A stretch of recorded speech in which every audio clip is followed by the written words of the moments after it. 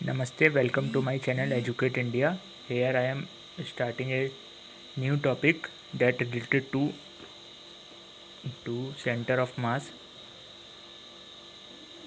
Center of mass. In this last topic, we are continue with center of mass and their properties, some properties. So we are end with the for a center of mass for a coordinate of center of mass for a continuous body system. So here we completed that the coordinate x equals to 1 upon m. It's for a continuous body system, and y coordinate is determined like this: y dm. Here dm is a small mass और that is uniform mass जो change ना हो, and z equals to 1 upon m z dm, or we can say that r equals to 1 upon m r dm. Okay, that's a relations कह सकते हैं. ये हमारे पास are C M है, यहाँ पे सब सी एम है, C M R C M that R D M. इसको ऐसे लिख सकते हैं. नेक्स्ट भी our topic our motion of the centre of mass. Motion of centre of mass. तो continue with this. Let us consider a motion of system of n particle masses. Suppose a m1 m2 particle contain m1 m2 and m3 and so on mn तक masses and their respective उसकी जो respective position है, position vectors are r1 r2 r3 and so on rn तक respectively. तो उसके लिए हमने पता है आर जो है वो कैसे निकलता है. आर सी एम की जो कोऑर्डिनेट या आर सी एम जो होगा, आर सी एम वेक्टर वो जो होगा वो ऐसे निकलेगा. ये R C M equals to that moment of mass that is m1 r1 for mass 1. Its quantity is moment of mass. It show the effect of mass at that point which are measured from some distance. तो there distance taken from origin. हम अगर origin से देखें तो यहाँ पे R is a position vector to that point. Now the sum of this sum तो m2 r2 and so on plus r mn rn vector and their total masses. It means m1 plus m2 plus m3. There is all small m. Okay, then plus mn तक. or we can this sum is we can write the total m or go to left the rcm vector equals to, और इसको हम summation लिख सकते हैं. Summation i equals to 1 से लेके n तक m i r i. Okay, तो यहाँ पे m जो है यहाँ पे टोटल मास है, पूरी सिस्टम का जो टोटल मास है वो है. और यहाँ पे एम आर जो है M R that is moment of mass that show the effect of mass at that point which are calculate. Okay, so हम ये लिख सकते हैं m here where WHER where m is m1 plus m2 plus and so on plus mn तक. ठीक है, तो ये टोटल मास जो हमारा होगा ये कांस्टेंट रहेगा, ये चेंज नहीं होगा. ठीक है, तो अगर हम इसको ये जो टर्म आई है इसको हमने सपोज कर लिया, फर्स्ट इक्वेशन कह दिया, तो इसका डेरिवेशन कर लें, हम डेरिवेट कर लें इसको किसके टाइम के रिस्पेक्ट में. तो differentiating with respect to T के रिस्पेक्ट में डिफ्रेंशिएट करेंगे तो मास इज अ कांस्टेंट है तो वो बाहर ही जाएगा। यहाँ DRCM अपॉन DT ये हो जाएगा। और यहाँ पे जो ये सम्स हैं इसका भी समेशन होगा तो हम इसका समेशन को बाहर लिख सकते हैं, दैट I 1 से लेके N तक और M जो यहाँ पे कॉमन बाहर रहेगा I, और यहाँ DRI से ये RI से DT तक ये इसको समेशन हम लिख सकते हैं।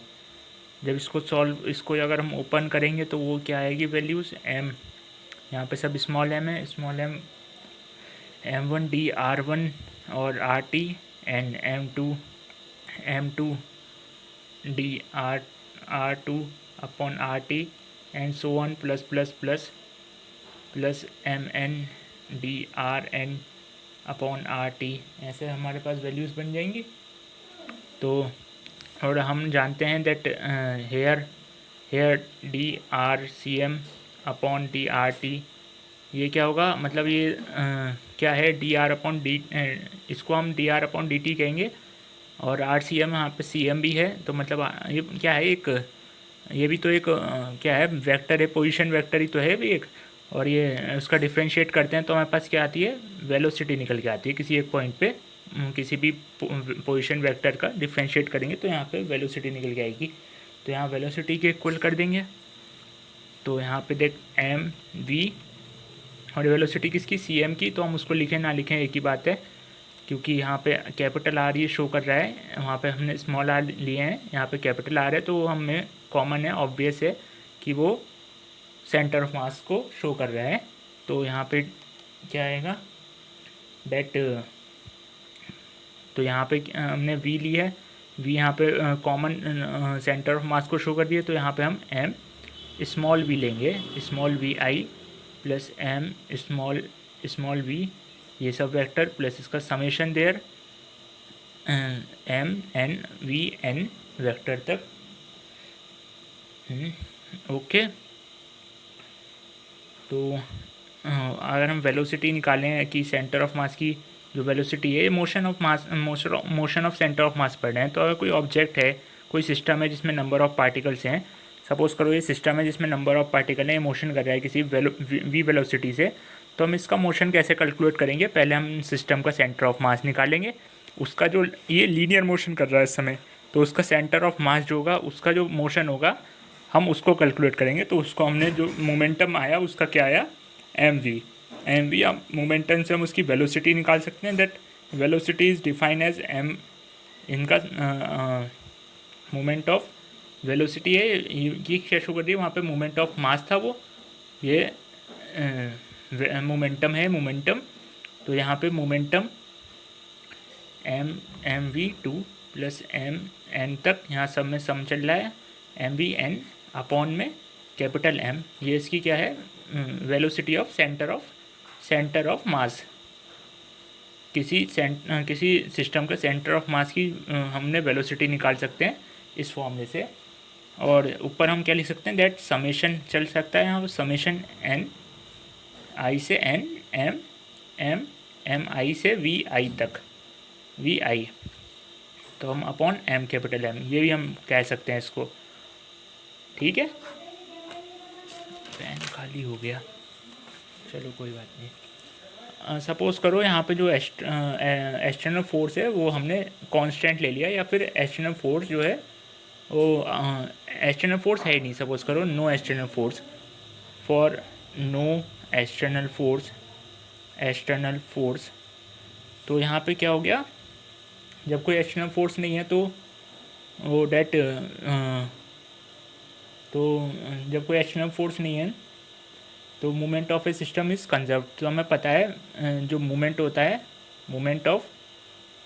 मोमेंटम जो होगा, मोमेंटम ऑफ ए सिस्टम, जब कोई एक्सटर्नल फोर्स नहीं होता तो मोमेंटम ऑफ सिस्टम जो होता है वो कंजर्व रहेगा, रिमेन्स कंजर्व। अब वो कंजर्व है तो यहाँ पे एम वी, यहाँ पे वी क्या शो कर रहा है, कैपिटल वी है, तो ये हमारा सेंटर ऑफ मास, यहाँ पे एम वी सी एम भी लिख सकते हो। तो ये पी होगा, सी एम होगा यहाँ पे C M, P C M equal to constant, constant हो गया। तो वेलोसिटी यहाँ पे क्या हो गई, वेलोसिटी भी कांस्टेंट हो गई। तो वो कांस्टेंट वेलोसिटी से मूव करेगा, कांस्टेंट वेलोसिटी से मूव करेगा। सपोज करो यहाँ पे कोई एक्सटर्नल फोर्स, तो यहाँ पे क्या हुआ, in the absence of external force the centre of mass of a system moves with a constant velocity. ठीक, अगर कोई एब्सेंस ऑफ मास है, कोई बॉडी मूव कर रही है किसी एक डायरेक्शन में, उसका जो वेलोसिटी है वो v है, उसकी जो मोमेंटम है वो एम वी है, और उसके ऊपर कोई फोर्स एक्सटर्नल फोर्स जो है वो ज़ीरो है, तो उसकी जो वेलोसिटी होगी कांस्टेंट होगी और वो उसी डायरेक्शन में मूव करती रहेगी। ठीक है, तो ये एक पॉइंट बन गया है, तो इसको यहीं पे छोड़ दें। अब नाउ अब सपोज करो फॉर एनी एक्सटर्नल फोर्स उसके ऊपर, एक्चुअल में यहाँ पे जो कांस्टेंट हुआ है, लेकिन यहाँ पे जो पार्टिकल्स होंगे, नंबर ऑफ सिस्टम लिया है ना, यहाँ पे 1 2 3 4 ऐसे नंबर्स ऑफ पार्टिकल्स होंगे, आपस में फोर्स तो लगा रहे होंगे। तो हमने लास्ट लेक्चर में देखा था कि ये जो फोर्सेस का जो इंटरनल सम होता है, इंटरनल फोर्सेस का जो सम होता है वो ज़ीरो होता है। तो यहाँ पे भी वही केस है, इंटरनल सम जो होगा इनका ज़ीरो होगा, तो एक्सटर्नल फोर्स के लिए जो होगा कांस्टेंट हो जाएगा। तो अब यहाँ फॉर नेक्स्ट के लिए देखते हैं। तो फॉर एनी एक्सटर्नल फोर्स, अगर कोई एक्सटर्नल फोर्स इसके ऊपर लग रहा है, तो एक्सटर्नल फोर्स क्या करेगा, उसकी वेलोसिटी में चेंज करेगा। तो वेलोसिटी चेंज होगी तो डेट एम, तो हम इसको M D V upon D T से शो कर सकते हैं। और यहाँ पे क्या हो जाएगा, फोर्सेस आ जाएंगे F1 F2, particle first particle second, that comes from the equation that equation this equations. तो हम यहाँ पे क्या कर रहे हैं, सबको डेरिवेटिव कर रहे हैं, यहाँ पे भी डेरिवेट करा, तो यहाँ पे एम ए होगा ना, तो चलो एम ए लिख देते हैं, M1 ये हो गया, प्लस डेट M2 A2, यहाँ vectors also, plus MN plus plus plus चल रहा है यहाँ पे MN AN तक। तो ये क्या हो गया, F1 कह देंगे यहाँ पे, इसको F2 कह देंगे, इसको F3 कह देंगे, एंड सो ऑन FN तक ये हो जाएगा। यहाँ पे क्या हो गया, ये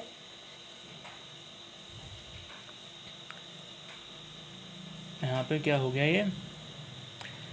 यहाँ पे M A centre of mass का एक्सीलरेशन हो गया, यहाँ पे ए सी एम हो गया, ACM।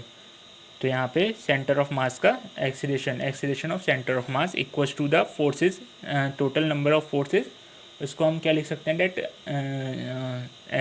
यहाँ पे क्या आएगा, centre of mass equals to M1 A1 plus M2 A2 and so on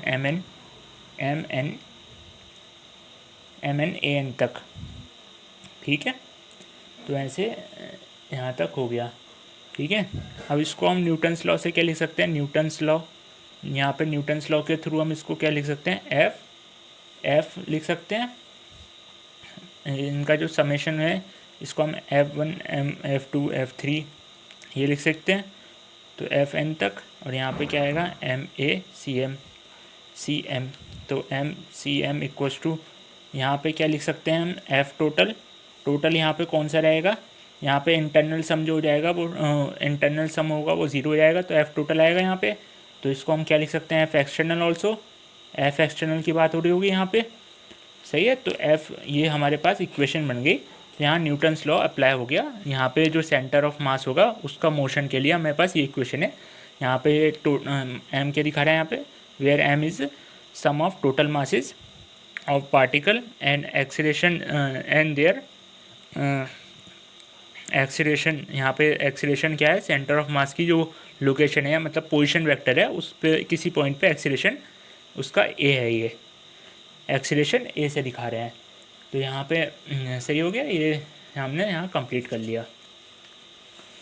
ठीक, तो हमारे पास हमने क्या देखा यहाँ पे कि कोई नंबर ऑफ पार्टिकल का सिस्टम है, डेट इसमें number of M1 M2 M3 M4 M5 यहाँ से कोऑर्डिनेट सिस्टम, ये यहाँ से हमने सपोज करा ये 0,0,0 ये है, और यहाँ पे नंबर ऑफ़ पार्टिकल्स होंगे।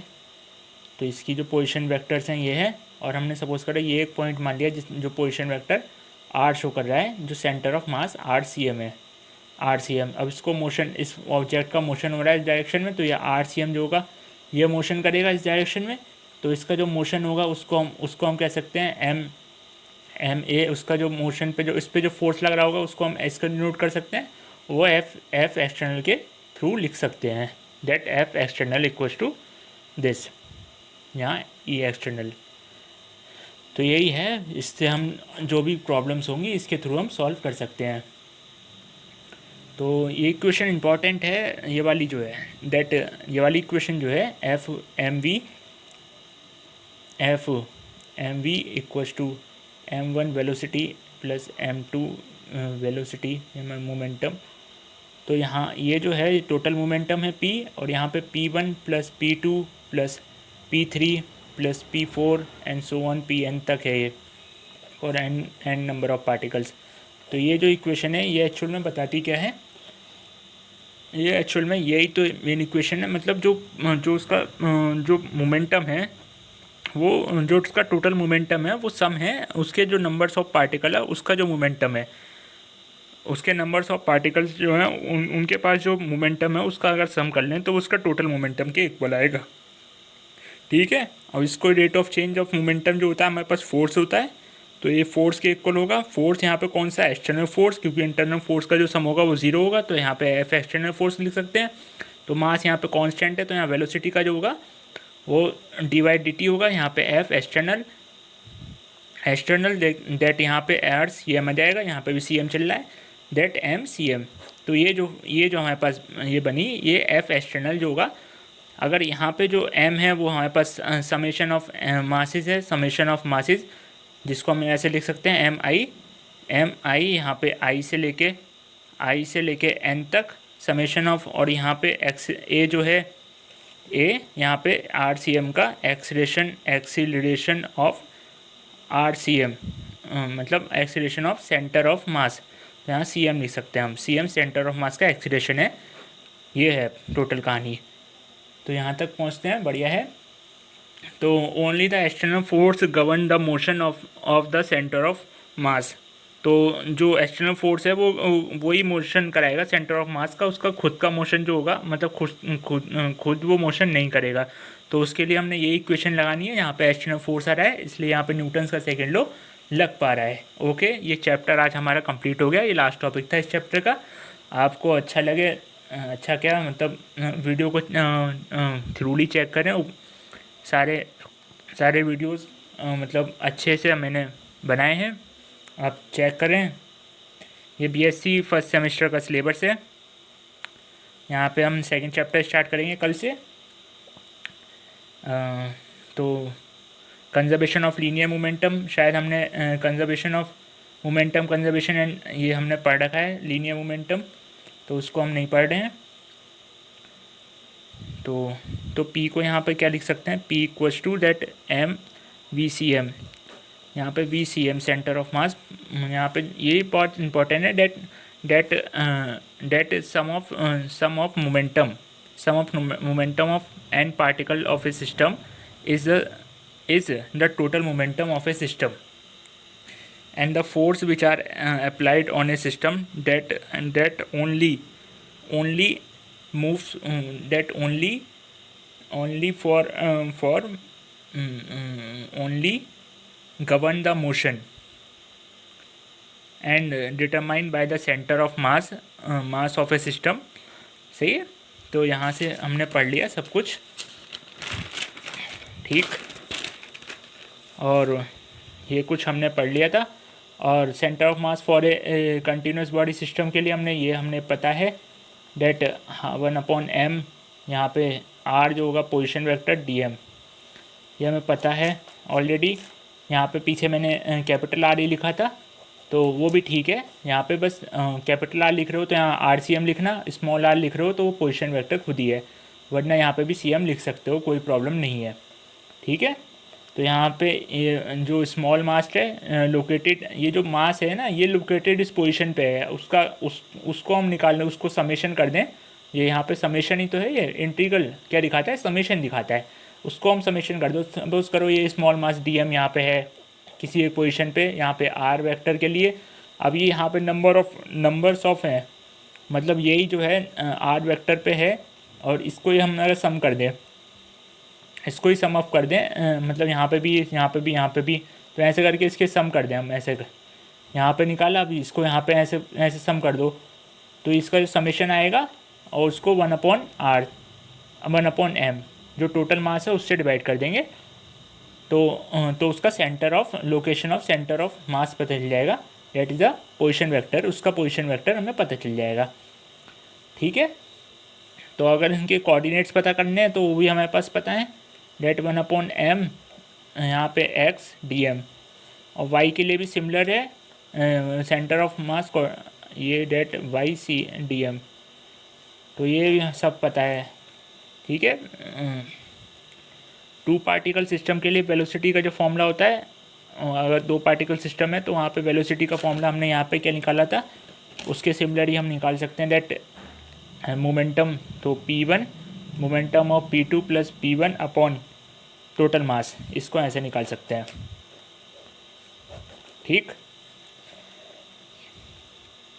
ठीक है, चलो, तो यहाँ तक हो गया हमारा, कंप्लीट हो गया। चलो 2-3 क्वेश्चन देख लेते हैं।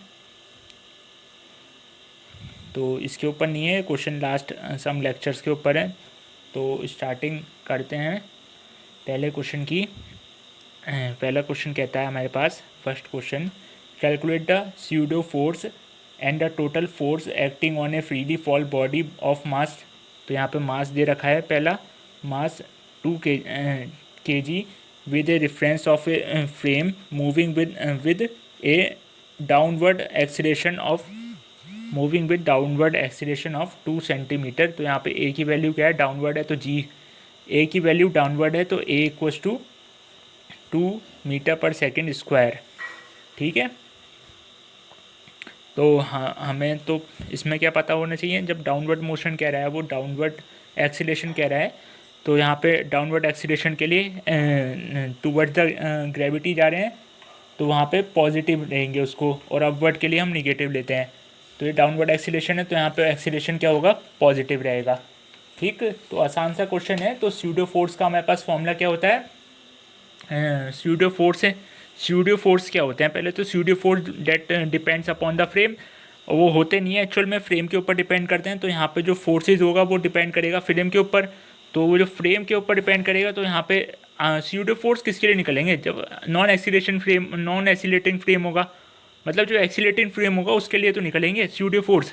वहीं पे तो अगर नॉन एक्सीलेटिंग फ्रेम होगा तो यहाँ पे बॉडी है, उस पर एक्सीलेशन 0 है, तो फोर्स भी 0 होगा। अब फोर्स 0 है तो उसका एक्सीलेशन भी 0 होगा, ये तो हमें पता है। ये कौन सा है, इनर्शियल फ्रेम है।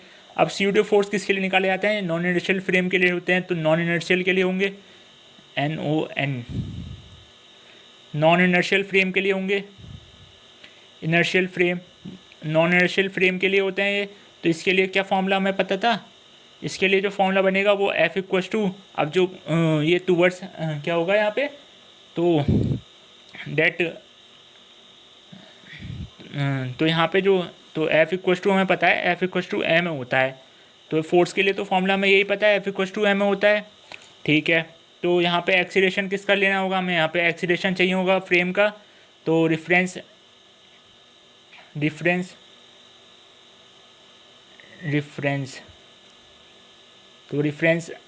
फ्रेम का क्या होगा, यहाँ पे एक्सीलरेशन होगा।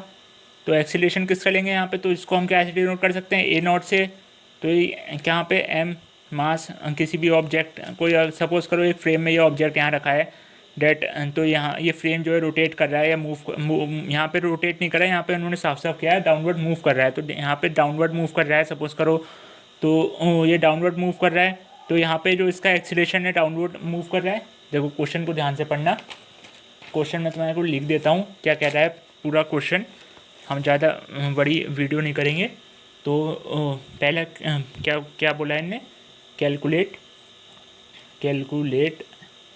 तो जल्दी जल्दी शॉर्ट में लिख देते हैं कैलकुलेट द। तो पहले मैं क्वेश्चन लिख लूँ फिर स्टार्ट करते हैं। चलो स्टार्ट करते हैं। क्वेश्चन देख लीजिए। क्वेश्चन है calculate the pseudo force and the total force acting on a freely fall body of mass 2 kg with reference of frame with moving with downward acceleration of 2 metre per second square. तो हमें पहला point हमें क्या पता है date अगर acceleration मतलब downward acceleration है और डायरेक्शन ऑफ एक्सीलेशन डाउनवर्ड है या ये क्या है डाउनवर्ड डायरेक्शन है अपवर्ड डायरेक्शन है, तो यहाँ पे पॉजिटिव और निगेटिव रहते हैं। अगर डाउनवर्ड है तो वो पॉजिटिव रहेगा और अपवर्ड है तो निगेटिव रहते हैं, ये हमें पता है। ये हमारा जो स्यूडो फोर्स का फॉर्मूला होता है वो हमने अभी बता रहे थे डेट एम कोई भी मास और एक्सीलेशन। यहाँ पे एक्सीलेशन किसका लेंगे, यहाँ पे फ्रेम एक्सीलेशन लेंगे, तो फ्रेम का एक्सीलेशन लिया जाएगा यहाँ पे बहुत अच्छे। तो यहाँ पे हम फ्रेम का ले रहे हैं, तो आपको याद रहने के लिए यहाँ पे क्या ले लें, ए नॉट ले लेते हैं, ठीक है।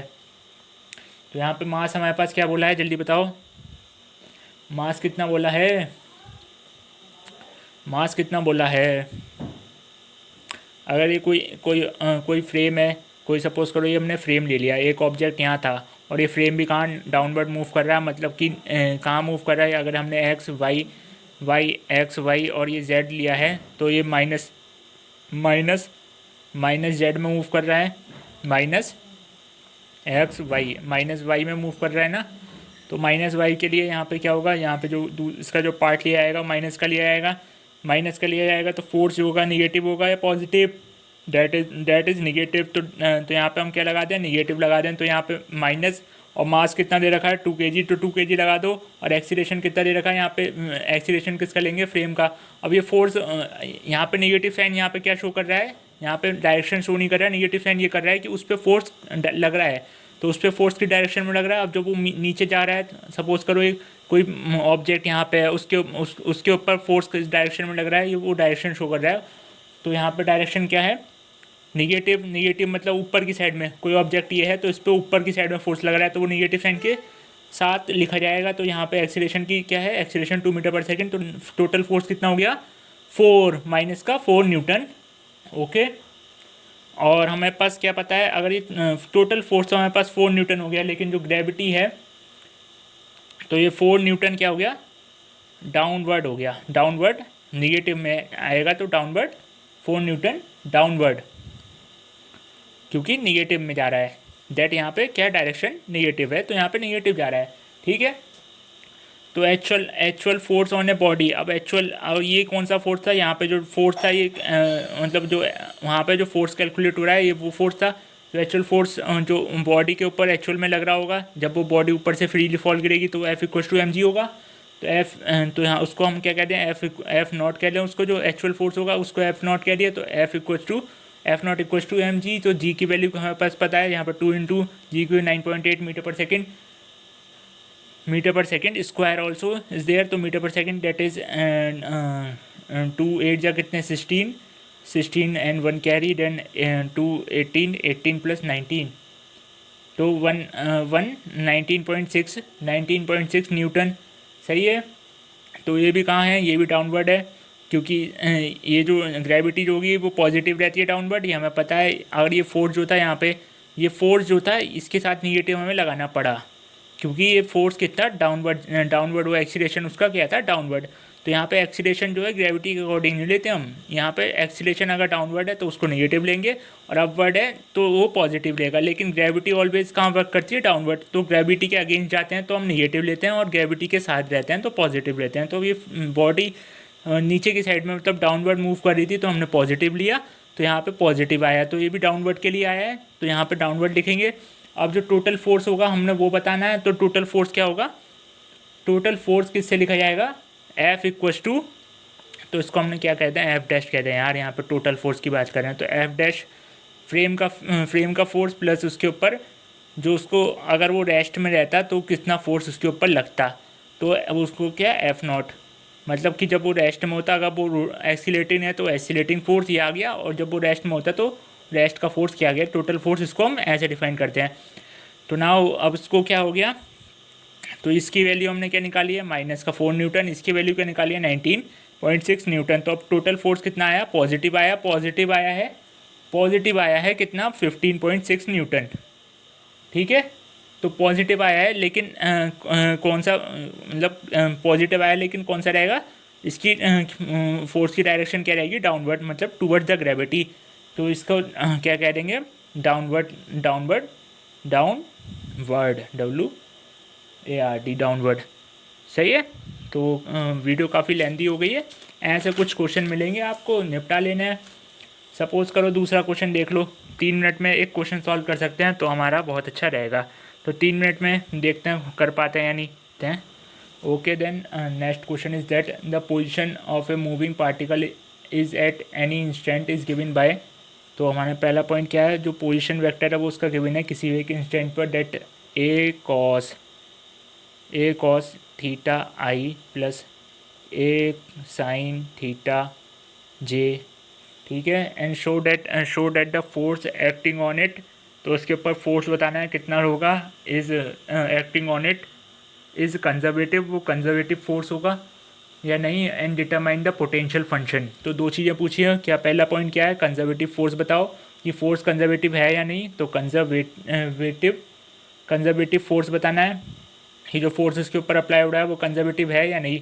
और दूसरा पॉइंट क्या पूछा है इन्होंने, दूसरा है पोटेंशियल फंक्शन बताओ, उसका पोटेंशियल फंक्शन।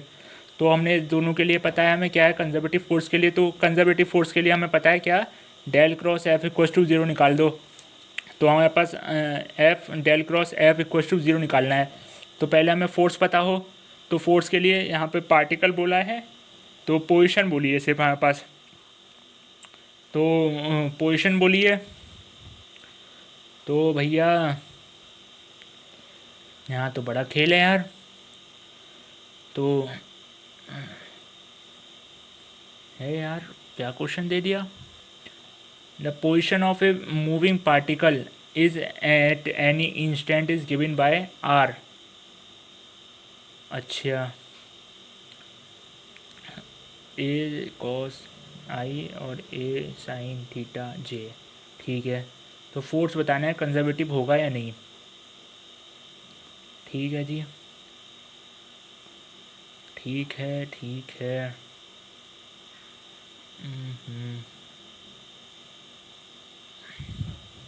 लेंथी पहुँचेगा क्वेश्चन ये, चलो देखते हैं। तो यहाँ पे आर वेक्टर जो हमारे पास पता है वो क्या है, ए कॉस थीटा। थीटा जो है ना यहाँ पे क्या है, यहाँ पे खेल कर दिया इन्होंने।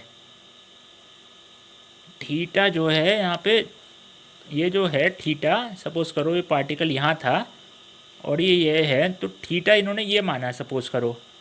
तो थीटा जो हैगा वो चेंज हो रहा है, तो चेंज कब होगा, ऐसे जब ऊपर जाएगा तो भी चेंज होगा, या रोटेट करेगा तो कांस्टेंट तो चेंज नहीं होगा। तो यहाँ पे जो है थीटा चेंज हो रहा है।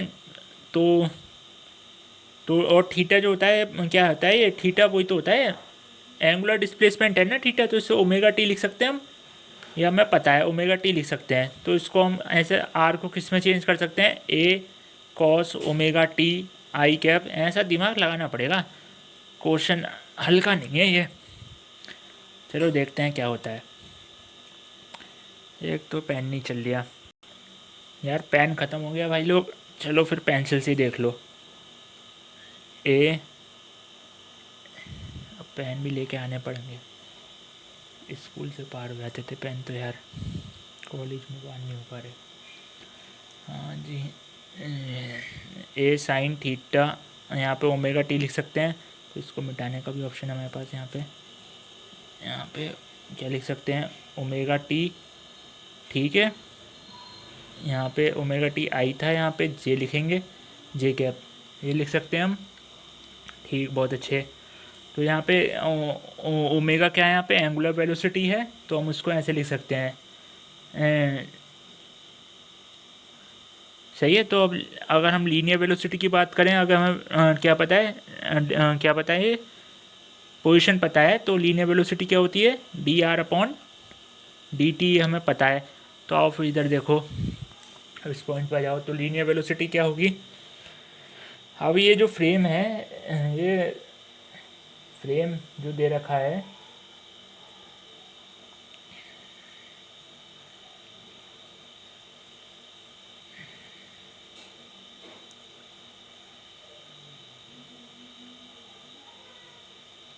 सिलेंड्रिकल फ्रेम होगा यार ये फिर तो। सही है चलो।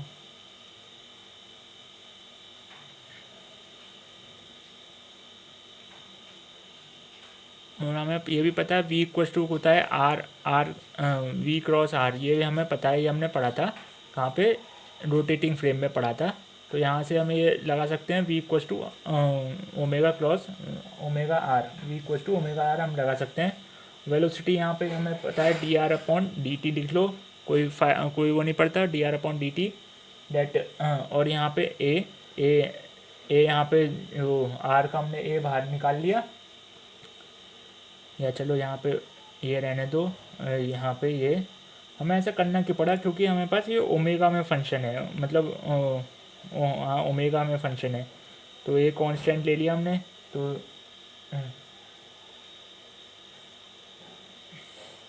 अरे छोड़ो यार, क्या सिंपल है। तो ये है वेलोसिटी इक्वल्स टू क्या है, D R upon D T. सही है। तो जब वेलोसिटी के equal D R upon D T है तो इसका डिफ्रेंशिएट करोगे, तो यहाँ पे आर का डिफ्रेंशिएशन करोगे तो यहाँ पे एक को कॉमन जाएगा, आर की जगह किसका होगा, डी अपॉन डी टी किसका करोगे यहाँ पे, cos omega T plus plus I यहाँ पे also plus plus sine omega T J यहाँ पे ऑल्सो। तो यहाँ पे यह हो गया डेट, यहाँ पे ए यहाँ पे अब इसको करोगे तो यहाँ पे होगा माइनस साइन ओमेगा बाहर जाएगा तो ओमेगा भी आ गया यहाँ पे मल्टीप्लाई में omega, that minus sine omega T, क्योंकि ओमेगा का डिफ्रेंशिएशन ओमेगा टी का डिफ्रेंशिएशन ओमेगा, और एक कौन से डायरेक्शन में आई प्लस साइन का होता है कॉस ओमेगा टी, यहाँ पे ओमेगा भी साथ में आएगा जे, यहाँ पे ए ओमेगा, और ये माइनस का साइन हम क्या ले लें, बाहर ले लें, तो यहाँ पे क्या बचा अंदर, कॉस ओमेगा टी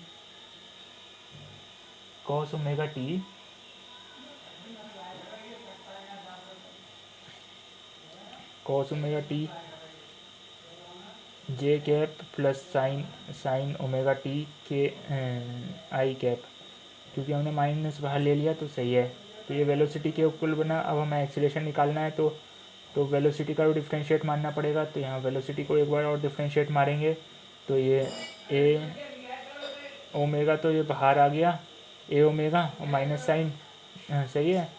अंदर जो इसको डिफ्रेंशिएट करेंगे तो यहाँ पे कॉस का होता है माइनस साइन ओमेगा टी, और एक बार ओमेगा और आएगा तो उसको हम क्या लिख सकते हैं, यहाँ पे आगे लिख लेते हैं चलो, और यहाँ पे जे प्लस यहाँ कॉस साइन का आता है कॉस ओमेगा टी, और ओमेगा आगे कॉस टी आई, ठीक है। तो यहाँ पे माइनस जो होगा वो बाहर से हट जाएगा, तो बाहर क्या बचेगा, ओमेगा यहाँ पे कॉमन आ गया, तो ओमेगा स्क्वायर और यहाँ पे आई है लास्ट में, omega square cos omega T I cap I plus sine omega T J. तो ये हमारे पास क्या बन गया, एक्सीलरेशन बन गया। तो एक्सीलरेशन जब बन गया तो सपोज़ कर लो कि जो उसका जो मास है वो हमने m मान लिया, क्योंकि पार्टिकल है तो वो मूविंग है तो उसके पास मास होगा, क्योंकि पार्टिकल जो होता है वो फाइनाइट मास होता है उसके पास, तो उसका मास जो हमने m माना तो मास m है, तो यहाँ पे फोर्स का फॉर्मूला क्या बनता है, F equals to M A. तो और ए की जगह जो वैल्यू आई तो ए की वैल्यू क्या रखोगे, m, ए की जगह ए ओमेगा स्क्वायर,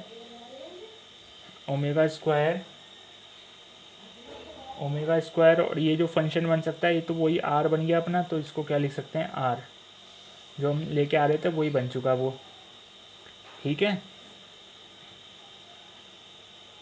सही है। तो जो फोर्स जो बन गया वो हमारे पास क्या बन गया, जो आर था वो अगर हम ये यहाँ पे जो था यहाँ पे जो कोऑर्डिनेट सिस्टम था ना, ये कोई दूसरा कोऑर्डिनेट सिस्टम था, तो यहाँ पे जब हम अपने एक्स एक्सिस वाले कोऑर्डिनेट सिस्टम में आर को डिफाइन करेंगे तो वो कैसे लिख सकते हैं हम, दैट आर स्क्वायर, वो सॉरी दैट आर वेक्टर को हम कैसे लिख सकते हैं, आई प्लस वाई जे प्लस जेड जेड के, ऐसे लिख सकते हैं। और यहाँ पे एफ, यहाँ पे एम भी है। तो ये तो फोर्स हमारे पास क्या निकल के आ गया, फोर्स आ गया हमारे पास बन के। चलो थोड़ा सा पेन ये चल रहा है।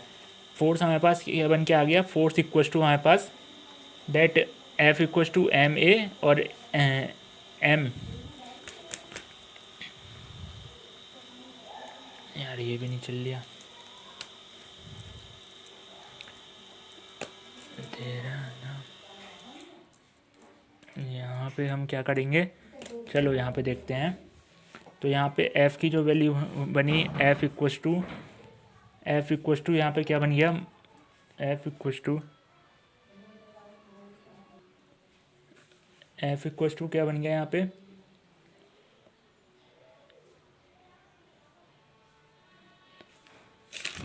यहाँ पे माइनस भी आएगा भाई, क्यों एक्सीलरेशन में यहाँ पे माइनस में आता है, ठीक है। तो यहाँ पे f equals to minus M omega square R, ये बन गया, सही है। यहाँ पे आर की वैल्यू हमें पता है, उसमें रखेंगे अपने एक्स एक्सिस कोऑर्डिनेट सिस्टम में रखेंगे। तो यहाँ पे एक्स आई कैप प्लस वाई जे कैप प्लस जेड के कैप ये रखेंगे। तो यहाँ पे जो अगर अब निकालेंगे, यहाँ पे कंजर्वेशन के लिए क्या फॉर्मूला है, कंजर्वेटिव फोर्स के लिए हमने पढ़ा है that delta cross R, delta cross F equals to हमें ज़ीरो दिखाना पड़ेगा। तो इसके लिए सॉल्व करेंगे हम। तो ये डेल्टा क्रॉस एफ, यहाँ पे डेल क्या होता है, यहाँ पे I D upon D X, del होते हैं ये डेल मतलब पार्शियल डेरिवेटिव के लिए हम यहाँ पे डेल लिखते हैं। तो डेल एक्स और J del upon del Y plus K I जे के डेल अपॉन डेल जेड, ये आ गया हमारे पास। फंक्शन को ऐसे, ये क्या है, एक ऑपरेटर है डेल ऑपरेटर, तो उसकी वैल्यू उसको ऐसे ऑपरेट करते हैं, ये कल निकालेंगे। अब क्रॉस एफ, क्रॉस करेंगे इसको एफ के साथ, एफ की हमारे पास क्या वैल्यू है, ये माइनस एम ओमेगा स्क्वायर और यहाँ एक्स आई प्लस वाई जे प्लस जेड के।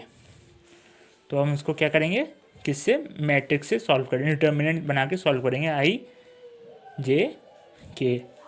यहाँ पर del upon del X del upon del Y del upon del Z, यहाँ पे इसकी वैल्यूज़ में रखेंगे ये वाली वैल्यूज़। तो यहाँ पे एक्स वाई जेड जब इसको सॉल्व करेंगे, और यहाँ एक और टर्म आएगी डेट मल्टीप्लाई में है वो, तो उसको बाहर लिख सकते हैं हम। जब इसको टोटल को सॉल्व करेंगे, डिटरमिनेंट सॉल्व करेंगे, तो वो आएगा ज़ीरो। तो यहाँ पे क्या बन गया, ये कंजर्वेटिव फोर्स हमारे प्रूफ हो गए। ये भी एक बढ़िया क्वेश्चन था, सही है, कंजर्वेटिव फोर्स। अब एक पॉइंट और इन्होंने पूछा है डेट द पोटेंशियल फंक्शन। तो पोटेंशियल फंक्शन के लिए हमें पता है, जब पोटेंशियल जो होता है उसको हम यू से डिनोट करते हैं, that equals to the integral और ये माइनस होता है integral F dot D R. यही तो पढ़ा था हमने, कहाँ पढ़ा था, ये अभी जो पीछे लेक्चर्स थे उसमें हमने यही डिस्कस किया था। तो इसके ऊपर एक क्वेश्चन ऐसे भी पूछ लेते हैं। तो अब इसको हम डिटरमाइन करते हैं, और ये इस फॉर्म में भी देखा होगा तुमने, F equals to minus del U upon del R, ये दोनों फॉर्म्स में हमने पता है, सही है, दो फॉर्म है इसकी। अब दो फॉर्म हैं, चलो ठीक है। तो सिमिलर यहाँ पे एफ और आर की वैल्यूज़ रख देंगे, डॉट प्रोडक्ट कर देंगे, तो यहाँ पे हमारे पास पोटेंशियल फंक्शन आ जाएगा। तो एफ की वैल्यू क्या थी, एम ओमेगा, वो माइनस में थी ऑलरेडी, तो यहाँ माइनस का साइन आएगा अपना, तो ओमेगा आर, और यहाँ पे डी आर, उसको जब बाहर निकालेंगे तो प्लस हो गया, प्लस एम ओमेगा स्क्वायर और इसका आर डॉट डी आर, दोनों वेक्टर, और वेक्टर का इंटीग्रल करते हैं तो वो भी सिमिलर होता है स्केलर के जैसे। तो यहाँ वेक्टर इंटीग्रेशन, तो वेक्टर इंटीग्रल इक्वल्स टू, तो यहाँ पे दोनों वेक्टर इंटीग्रेशन कर लो, लेकिन इनकी डायरेक्शन दोनों डेल आर और आर की डायरेक्शन को है सेम है। तो कॉस ज़ीरो की वैल्यू 1 होती है। तो यहाँ पे हम सिमिलरली आर डी आर लिख सकते हैं, आर डी आर, और इसको इंटीग्रेट करेंगे क्योंकि ये जो पोटेंशियल होता है, पोटेंशियल हमारे पास वेक्टर फंक्शन नहीं होता है, ये होता है स्केलर फंक्शन। ठीक है, पोटेंशियल वर्क डन।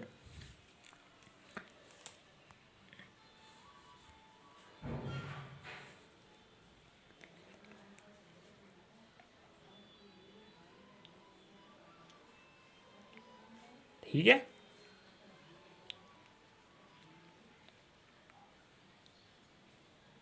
तो यहाँ पे फंक्शन, यहाँ पे एफ डॉट डी आर, इसका जब वो करेंगे तो क्या आएगा, करके देख लो, डेट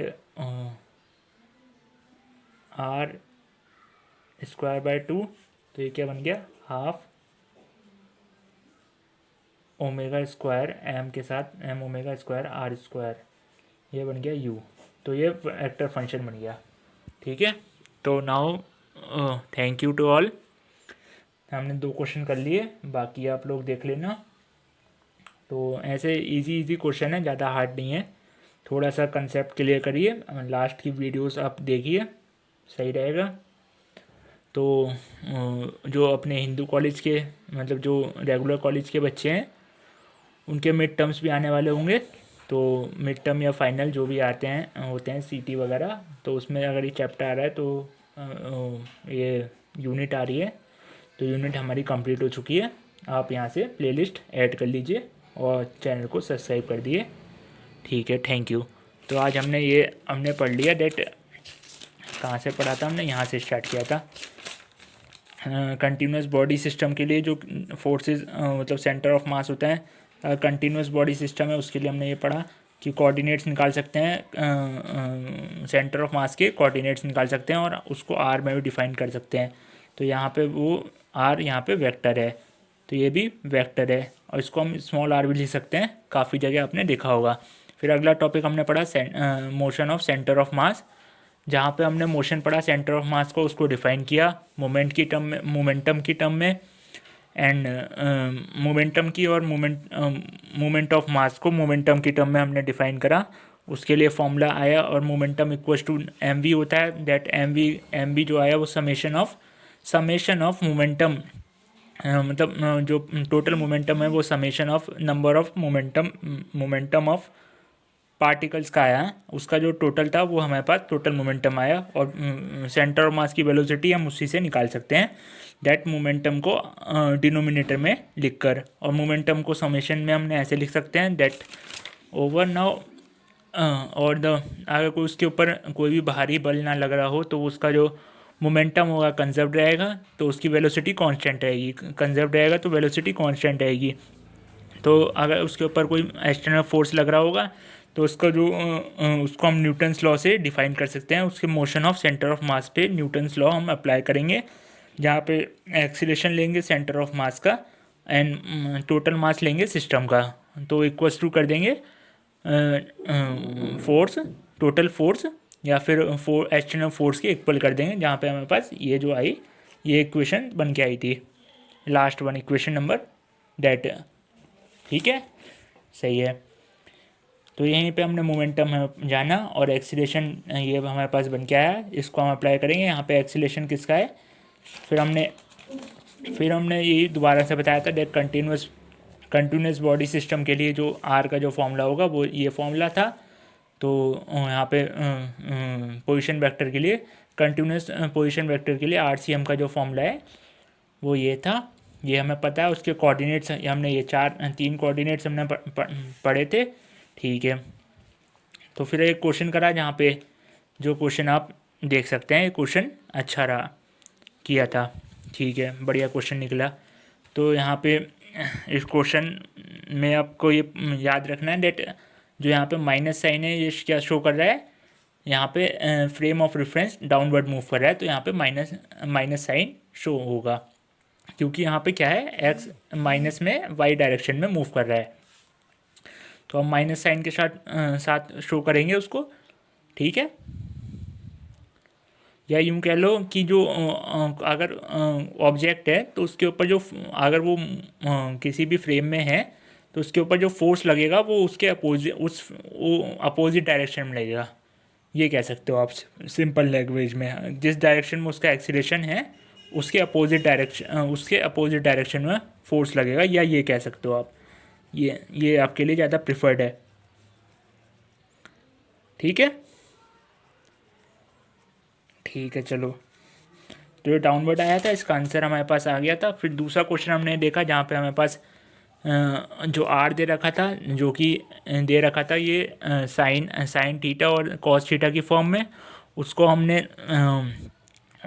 इसको हमने उसको कंजर्वेटिव फोर्स प्रूफ करना था। तो फोर्स के लिए हमें क्या पता होना चाहिए, एम ए। तो यहाँ पे ए निकाला हमने पहले, आर को 2 टाइम डेरिवेट किया, आर को 2 बार डेरिवेट करके एक बार किया तो वेलोसिटी आई, उसको दोबारा डेरिवेट करके ए निकाला।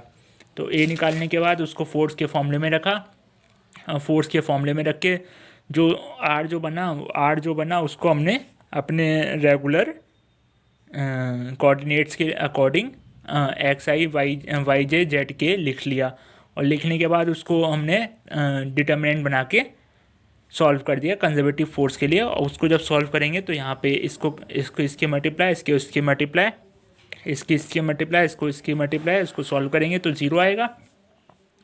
यहाँ पे क्या है, पार्शियल डेरिवेटिव होता है। तो पार्शियल डेरिवेटिव में जो y है वो फंक्शन नहीं है, x का मतलब वो वेरिएबल है लेकिन फंक्शन नहीं है x का, तो यहाँ पे उसका डेरिवेटिव 0। तो पार्शियल डेरिवेटिव में अलग अलग डेरिवेटिव होते हैं। ठीक है, चलो ये हमारे पास कंप्लीट हो गया। तो यहाँ पे 0। अब इसका पोटेंशियल फंक्शन पूछा था, तो उसके लिए हमारे पास ये 2 फॉर्मूले हमने पढ़े थे, that U equals to minus integral F dot R. तो इसको हम और सिंपली वे में कह सकते हैं वर्क डन होता है, ये वर्क डन के इक्वल होता है। एंड दूसरा हमारे पास F equals to grad U, इसको क्या लिखते हैं, grad U minus of grad U, ये हमने पढ़ा था। तो दो हमने फॉर्मूले पढ़े थे, जो आप लास्ट लेक्चर देखेंगे, प्लेलिस्ट ऐड कर लीजिए, उसमें आपको सब मिल जाएगा। ये फर्स्ट यूनिट आज कंप्लीट हो गई है, तो उसके लिए ये हमारे पास फंक्शन निकल के आया। Now thank you to all, thank you.